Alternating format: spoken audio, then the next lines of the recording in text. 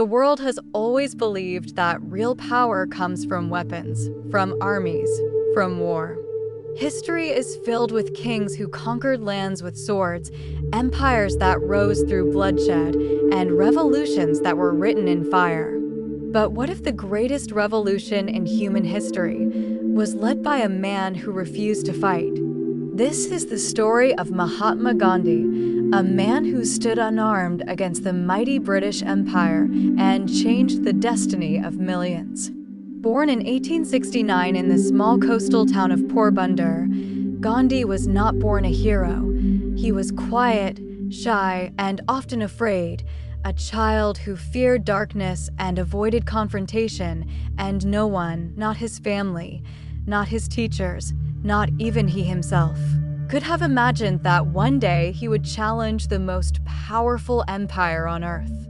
As a young man, he traveled to London to study law, where he tried to adapt to a new world, dressing like the British, learning their ways, believing perhaps that success meant becoming like them, but deep inside, something felt incomplete, as if his true purpose was still waiting for him somewhere beyond comfort and ambition. That moment came in 1893, far away from home, in South Africa, where a single incident would change his life forever. Despite holding a valid first-class ticket, Gandhi was thrown off a train simply because of the color of his skin. Left alone on a cold platform in the middle of the night, humiliated but not broken, and in that silence, a powerful question was born within him.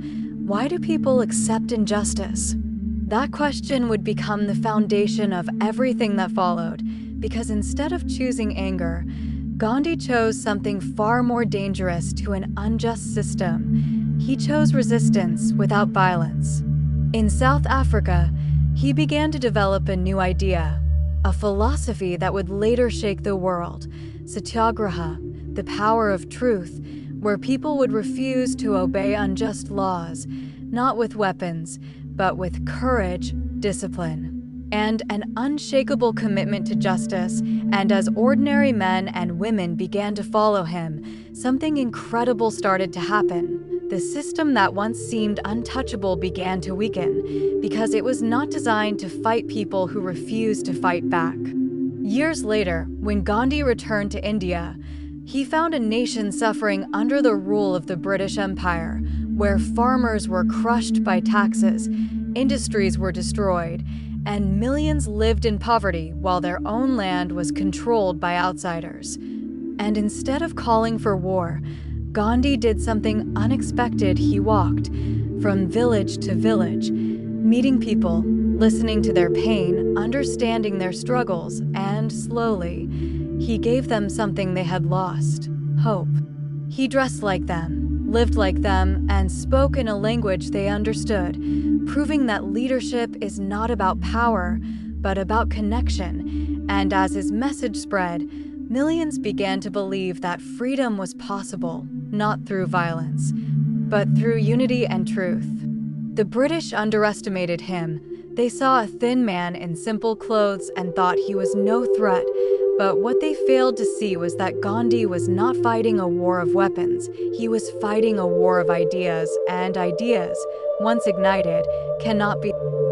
In a world where empires were built with guns, fear, and bloodshed, one man dared to challenge the mighty British Empire without lifting a single weapon, and his name was Mahatma Gandhi.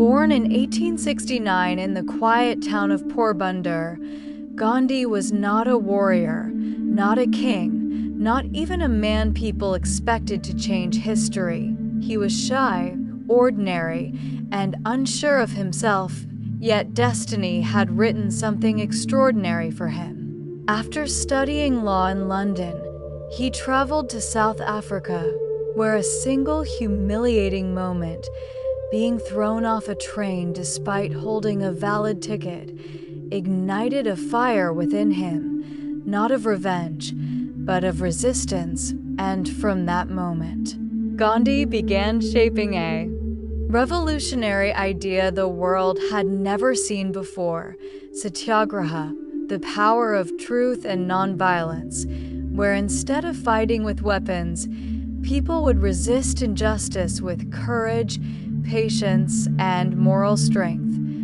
And as he led movements against discrimination in South Africa, he proved that even the strongest systems could be shaken when people refused to cooperate with injustice. Years later, when he returned to India, he saw a nation suffering under British rule, farmers burdened with heavy taxes, industries destroyed, and millions living in poverty while their own land was controlled by outsiders.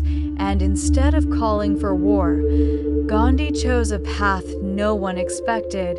He walked among the poor, dressed like them, lived like them, and gave them something far more powerful than weapons: belief. Belief that they could be free. Belief that even an empire could be challenged without violence, and soon, millions began to follow him, not out of fear, but out of faith. In 1930, Gandhi launched the historic Salt March from Sabarmati Ashram, walking over 240 miles to protest the British salt tax, a law so unjust that it controlled even the basic necessity of life. And when he reached the sea and picked up a handful of salt, it seemed like a small act, but in reality, it was a spark that ignited a nationwide movement. Millions of Indians began breaking unjust laws peacefully, refusing to cooperate with British authority, filling prisons instead of obeying. And when the British responded with violence, beating unarmed protesters, arresting leaders, and trying to crush the movement, the world watched in shock as people stood firm without fighting back. And suddenly, the image of power shifted. The empire no longer looked invincible. It looked afraid of unarmed people who refused to bow.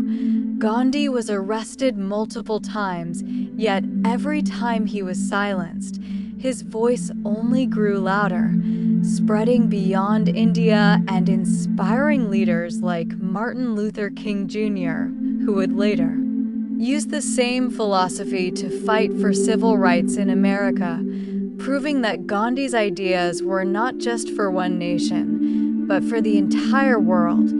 Years of struggle, sacrifice, and unwavering courage finally led to 1947, when India achieved independence, not through war, not through destruction, but through unity and nonviolent resistance, marking one of the most unique victories in human history. Yet freedom came with a painful cost. The partition of India brought chaos, violence, and loss. Something that deeply saddened Gandhi, who had always dreamed of peace, and in his final days, he walked tirelessly to stop the bloodshed, trying to heal a broken nation, until on January 30th, 1948, his journey came to a tragic end when he was assassinated. A man who lived by nonviolence taken by violence. Yet even in death, Gandhi did not lose, because his ideas could not be killed, his legacy could not be buried, and his message continued to echo across generations, reminding the world that true power does not come from weapons or fear, but from truth, courage, and the strength to stand against injustice without losing humanity. And today, as we look back at history, we realize that Gandhi did something no one thought was possible. He proved that even the greatest empire in the world could be defeated not by war, but by the unbreakable will of a man who chose peace over violence, truth over fear, and courage over submission, forever changing the way humanity understands power.